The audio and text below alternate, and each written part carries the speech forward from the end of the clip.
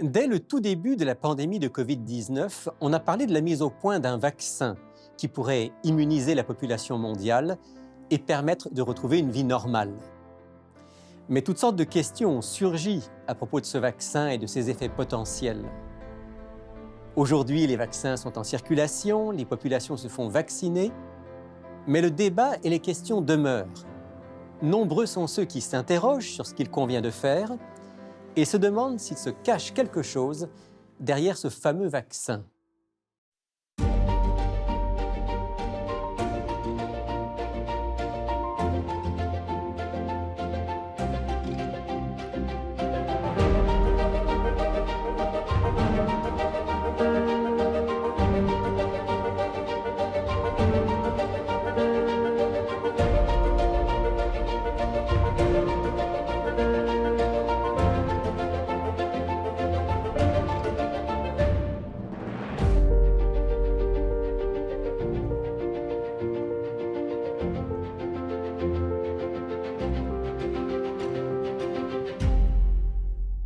Bonjour à tous, bienvenue dans Il est écrit. Aujourd'hui, vous l'avez compris, un sujet chaud au programme, un sujet qui souvent divise dans la société, divise dans les familles, divise même parmi les chrétiens et dans les églises. La question du vaccin. Alors souvent, ces derniers mois, nous avons reçu des questions de votre part, de certains d'entre vous. Faut-il ou non se faire vacciner? Est-ce que ce vaccin, en fait, porte en lui quelque chose de plus grand que simplement un vaccin? Y a-t-il un lien avec la prophétie biblique? On essaie un petit peu d'y voir clair aujourd'hui avec mes deux invités que je reçois avec plaisir. Tout d'abord, Ngoy Kiala, qui est pasteur à Québec et que vous connaissez bien puisqu'il a déjà enregistré plusieurs émissions avec nous. Bonjour Ngoy. Bonjour Rémi. Et puis quelqu'un que vous connaissez encore mieux, France. Bonjour France. Bonjour Rémi. Donc voilà, aujourd'hui, on veut prendre un petit moment pour parler de cette fameuse question du vaccin. Mm. On reçoit toutes sortes de questions. Toutes sortes de questions. Franco, notre webmestre, régulièrement nous en envoie et nous dit bon, il faut qu'on traite ce sujet-là. On finit par le faire. La première question qu'on nous pose, c'est ce vaccin, est-ce qu'on devrait le prendre ou pas le prendre parce que est-ce qu'il est sécuritaire? On ne sait pas trop si c'est un vaccin auquel on peut faire confiance. Mhm. Alors, généralement, à cette question-là, je réponds en disant que nous ne sommes pas des experts. Ouais, exactement. Il est écrit n'est pas une émission scientifique, médicale, même si de temps en temps, on touche à la santé. On n'est pas des experts. Mais je serais intéressé de savoir, vous, comment vous appréhendez cette question-là, en deux mots. En deux mots. Ben, moi, de mon côté, j'ai eu l'occasion de parler avec des auditeurs, des auditrices qui m'ont posé directement la question. Et moi, j'ai toujours comme réponse qu'il faut être toujours sage, équilibré, il faut faire la part des choses. Donc, comme tu l'as dit, Rémi, on n'est pas des scientifiques et même les scientifiques n'ont pas encore toutes les données, n'ont pas encore toutes les statistiques. Donc, il faut être bien conscient de cet aspect-là. Cependant, dans le passé, il y a des vaccins qui ont enrayé des maladies. Donc, l'aspect du vaccin n'est pas toujours mauvais. On ne rejette pas le vaccin par principe. Non, exactement. Donc, il y a cet aspect-là. Toutefois, bon, je pense que c'est une question de choix, de conscience. L'avenir va nous le dire, évidemment, s'il est toxique ou non pour le corps. Mais je crois qu'il faut être équilibré, il faut écouter, il faut analyser, il faut prier, puis prendre nos décisions personnelles. Ngoy. Oui, c'est une question que je reçois aussi dans le cadre de mes fonctions. Mais ce que j'ai constaté et qui me frappe le plus, c'est que les gens veulent savoir ce qu'il faut faire et ils demandent des avis à d'autres personnes. Je me suis refusé à donner un avis de le faire ou de ne pas le faire. Mais par contre, je demande toujours aux gens que Dieu nous a dotés d'une capacité d'analyse et une intelligence dont nous devons faire bon usage. C'est-à-dire que je demande aux gens de bien écouter, de bien s'informer scientifiquement, même si c'est compliqué, il y a beaucoup d'avis qui sont divergents. Et à ce moment-là, lorsqu'on a analysé dans son âme et conscience, chacun va décider pour faire cet acte-là parce que c'est un acte individuel. Et je ne veux pas me comporter en directeur de conscience des gens. Ça, c'est important. Et puis, c'est exactement la position aussi de l'émission Il est écrit. On s'est refusé à dire faites-vous vacciner ou ne vous faites pas vacciner, parce que ce n'est pas notre rôle, en fait. Hein, sur ce type de sujet. C'est vrai qu'on nous dit largement que les vaccins, puisqu'il y en a plusieurs, semblent sûrs et efficaces. D'un autre côté, il y a certains médecins, certains scientifiques qui disent « Hey, attention, on n'a pas de recul, Voilà. donc soyons prudents, etc. » Je pense que face à cela, chacun doit pouvoir, comme disait Ngoï il y a un instant, se faire sa propre conviction. Et ce n'est pas à nous de donner une consigne dans un sens ou dans l'autre. Exactement. Par contre, ce que ça amène, puis là on a peut-être quelque chose à dire, par contre, ce que ça amène, c'est que, comme je disais en introduction, le fait que certains soient plutôt pour, d'autres plutôt contre, certains très pour et certains très contre, ça amène à des divisions. Hein, ça amène, je pense qu'on peut même dire pour nous, en tout cas dans les églises, parfois presque à des scissions, à des oppositions très fortes. Puis là, par contre, il y a quelque chose à dire. Ngoï. Oui, je pense que l'une des conséquences, donc parmi les effets collatéraux de ce vaccin, qui est là pour lutter contre la COVID-19, il y a les effets chez ceux qui ont la foi en Dieu. C'est-à-dire que des gens se sont fait des opinions selon leurs orientations scientifiques, théologiques, philosophiques. Ils ont pris déjà des décisions. Et je me suis même rendu compte que lorsqu'ils écoutent des émissions, c'est pour soit renforcer leurs opinions, soit rejeter farouchement ce qu'ils avaient déjà décidé. Donc, quelque part, c'est difficile. Nous sommes comme déjà sur un terrain piégé où tout ce que nous allons dire va être interprété d'une façon ou d'une autre. Mais je trouve que c'est dommage pour un sujet comme celui-ci qui n'est pas, à mon point de vue, central dans la foi, parce que le point central de la foi, c'est Jésus-Christ. Dans ce sens-là, c'est dommage que nous soyons divisés, que les gens se disputent sur des opinions et ils vont même plus loin, ils se jugent. Donc Absolument. on porte des jugements de Absolument. dire celui-là, il est de telle catégorie et l'autre est de telle autre catégorie, alors qu'on ne nous a pas demandé de nous prononcer sur notre appartenance à Jésus. Et d'ailleurs, même sur l'appartenance à Jésus, ou la foi que nous avons en Jésus, la Bible nous interdit d'apporter un jugement quelconque sur un individu en ce qui concerne ses convictions ou son Alors, jugement. ce que tu es en train de nous dire, c'est que cette question du vaccin, bon, elle est importante dans le contexte où on est, mais ce n'est pas une question fondamentale sur le plan de la foi, sur le plan biblique. On n'a pas de directive claire dans la parole de Dieu par rapport à ça. Oui. Et donc, on devrait avoir cette capacité. Si j'ai choisi d'être vacciné, que je pense qu'il faut être vacciné, si j'ai à côté de moi quelqu'un qui fait partie de mon église ou de ma famille, et puis qui pense, lui, qu'il ne devrait pas l'être, je ne devrais pas le juger comme quelqu'un de dangereux et de méchant, etc. Et inversement, si j'ai choisi de ne pas être vacciné parce que je pense qu'il y a des risques, etc., je ne devrais pas juger celui ou celle qui va se faire vacciner.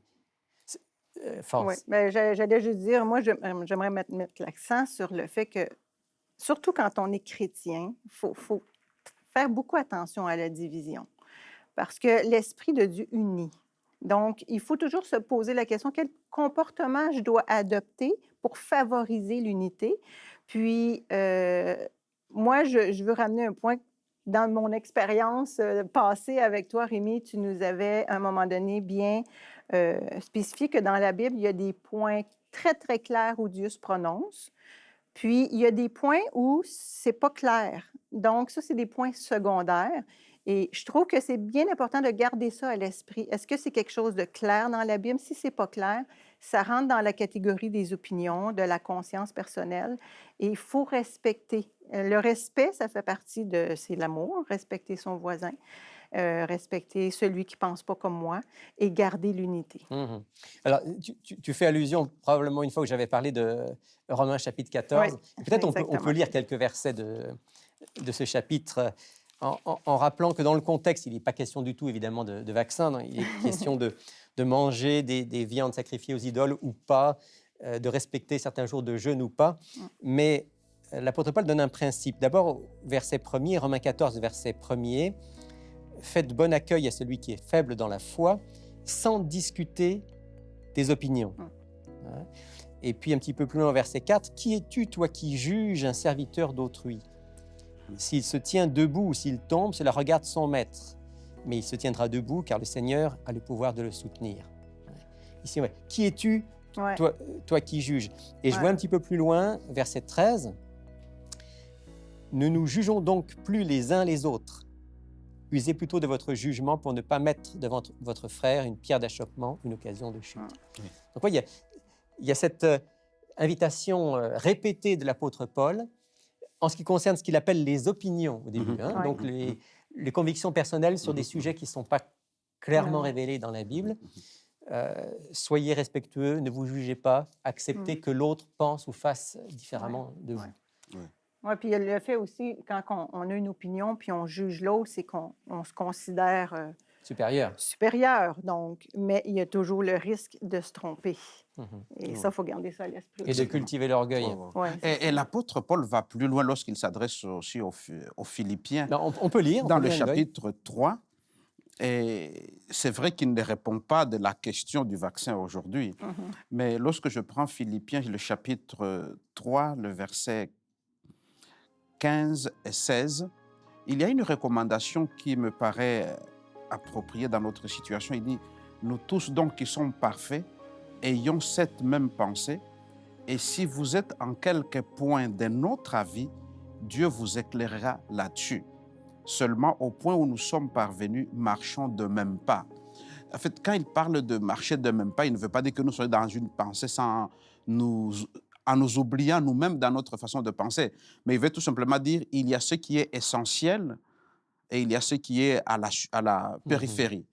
Et dans ce cas-ci, il dit, lorsque nous avons des divergences, Dieu va nous éclairer. Moi, ce que je trouve comme recommandation de la part de l'apôtre Paul, c'est que lorsque nous avons des sujets comme ça, mais mettons-nous à prier pour que Dieu nous éclaire et que nous soyons dans l'unité pour avancer plutôt que de nous diviser. Parce que c'est en nous divisant, nous faisons les jeux de l'ennemi. Exact.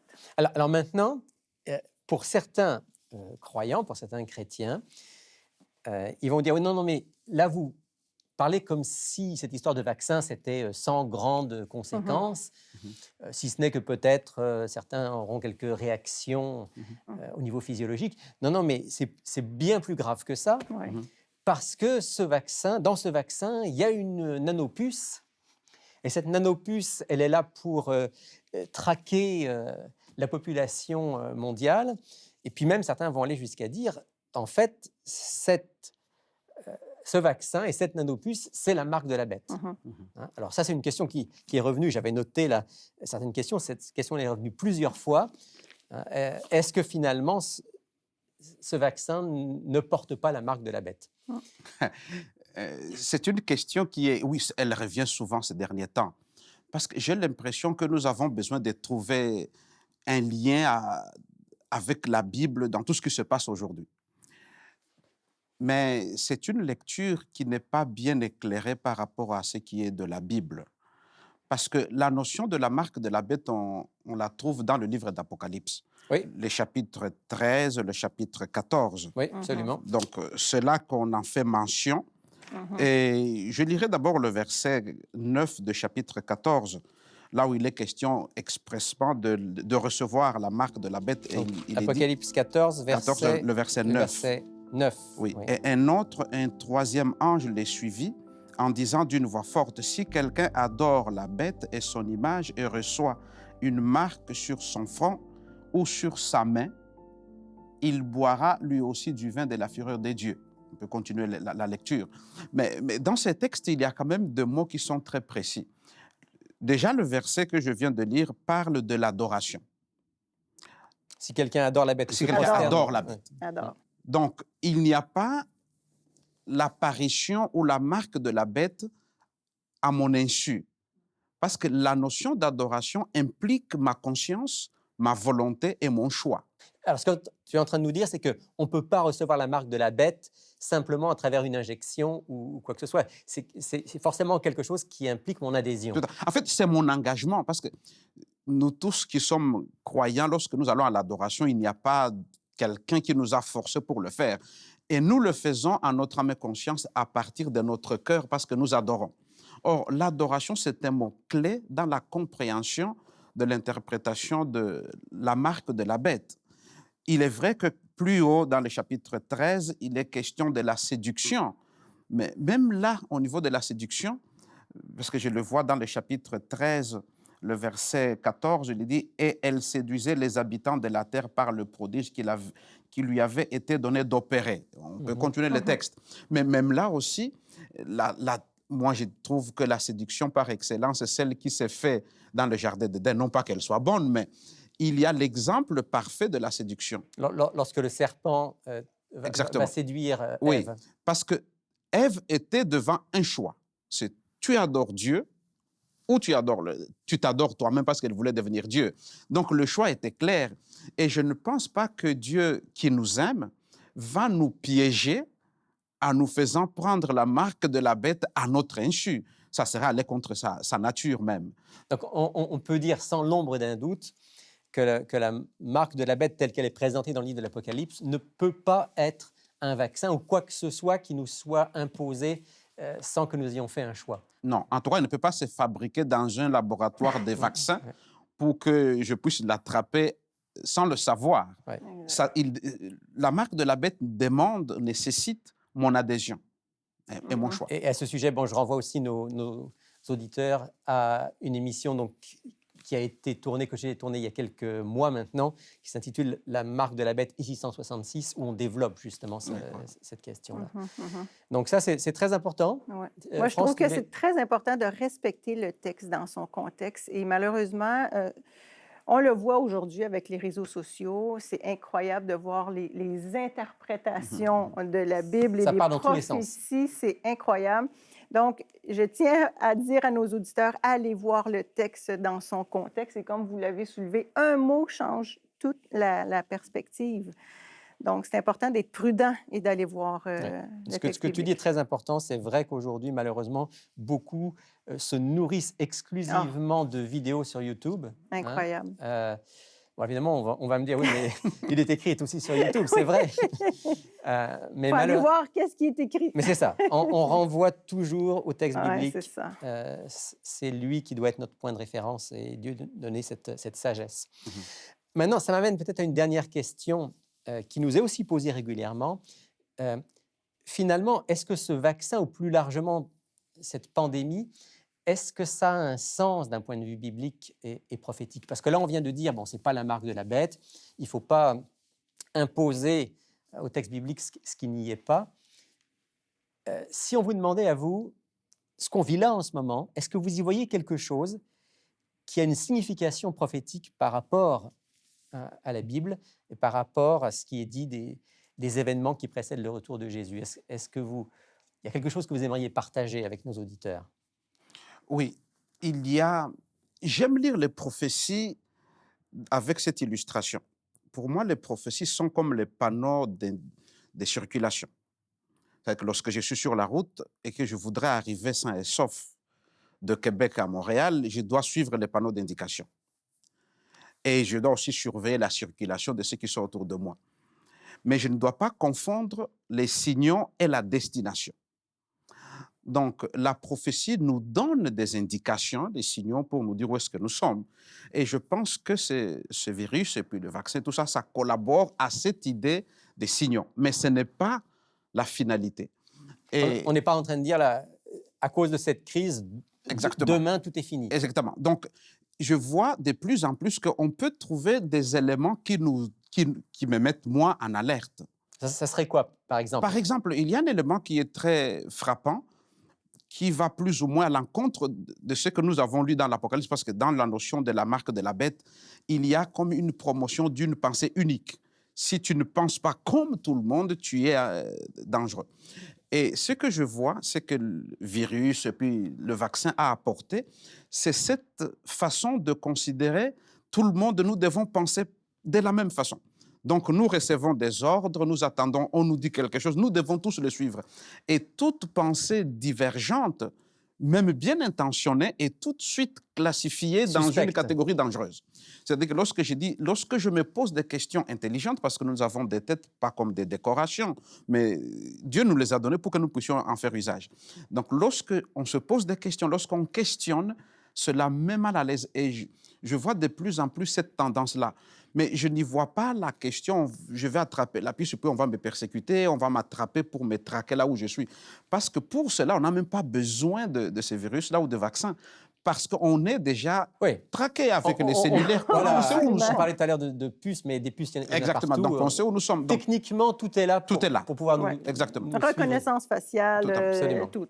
Donc, pour moi, le danger, c'est le fait que j'ai vu, surtout dans des pays dits développés, parce que je suis d'origine africaine, je suis stupéfait de voir qu'on ne peut plus dire ce que l'on pense sur certains sujets, de peur de passer pour Politiquement incorrect. incorrect. Et ça, c'est le danger parce que ça nous prépare à un contexte général où nous devons être soumis à une pensée unique. Si on diverge, on est dangereux. Est-ce que vous seriez d'accord avec moi pour dire que ce qu'on est en train de vivre là ressemble un peu à une sorte de répétition générale en vue de quelque chose qui va être beaucoup plus grand que ce qu'on vit en ce moment, Oui. une crise beaucoup plus profonde, Oui.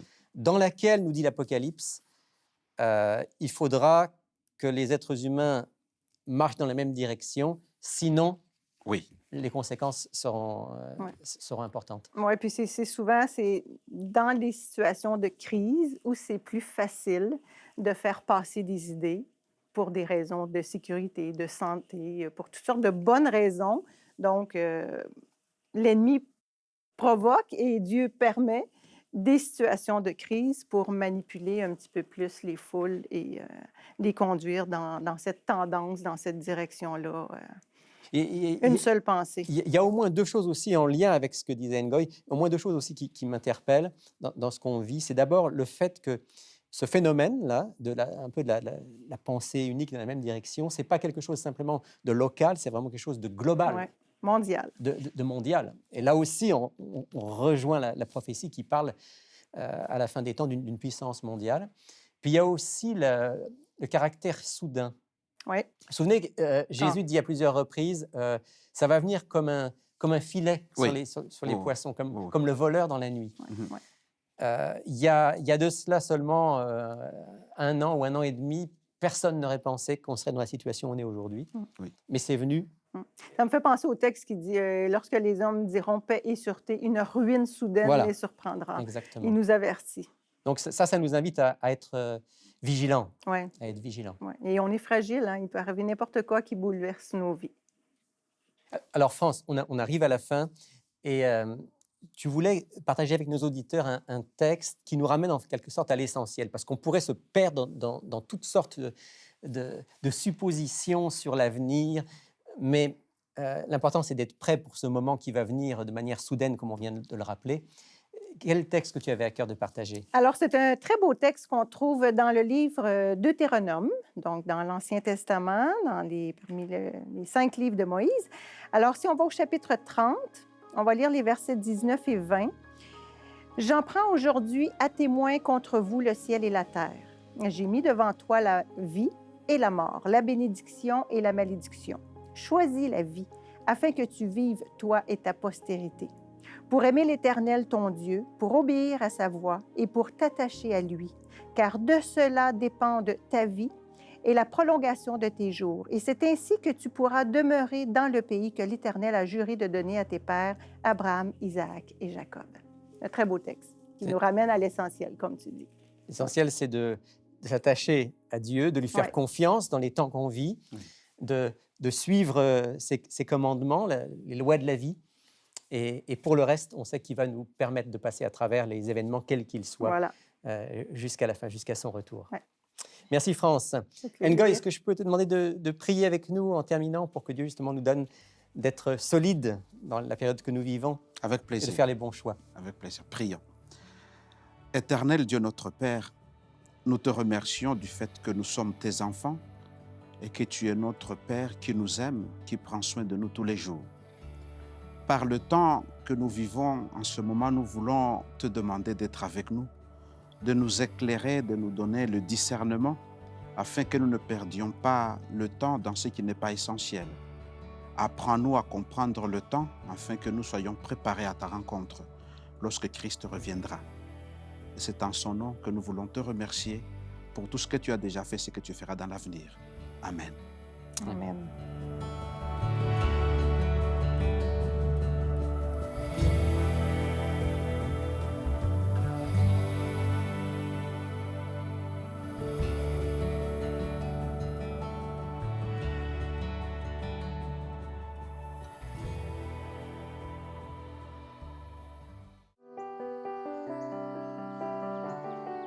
Fais-moi dès le matin entendre ta bonté, car je me confie en toi. Fais-moi connaître le chemin où je dois marcher, car j'élève à toi mon âme. Psaume, chapitre 143, verset 8.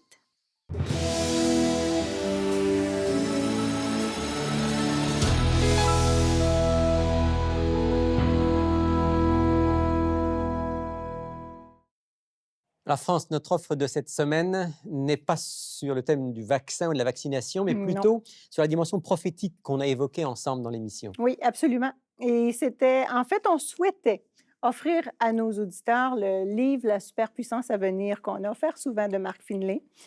Malheureusement, ce livre est en rupture de stock et il ne sera probablement pas réédité. Donc, on s'est dit, on va au moins offrir des extraits. Alors, nous intitulons notre petit livret Comment éviter la marque de la bête pour Comment 5 éviter la marque de la bête? Oui, oui, pour Ce 5 sont 3 chapitres donc tirés de ce livre, La superpuissance à Oui, venir. qui parle justement d'abord pour identifier cette fameuse bête, savoir qu'est-ce qu'elle fait et comment ne pas recevoir sa marque. Donc, c'est vraiment l'aspect spirituel qui est abordé.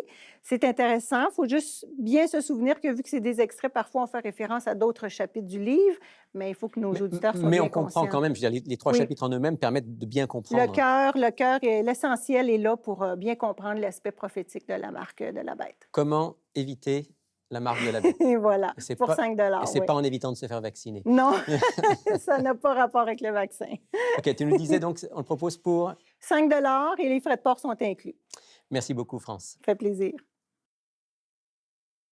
Pour effectuer votre commande, écrivez-nous à Il est écrit, casier postal 99, succursale Rosemont, Montréal, Québec, H1X3B6.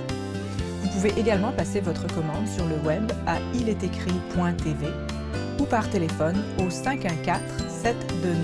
514-729-3515 dans la région de Montréal et sans frais au 1-866-729-3515 pour l'extérieur de Montréal.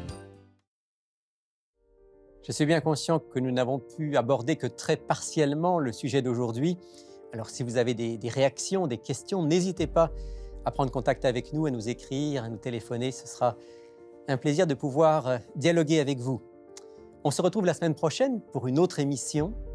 Mais d'ici là, souvenez-vous, il est écrit « L'homme ne vivra pas de pain seulement, mais de toute parole qui sort de la bouche de Dieu ».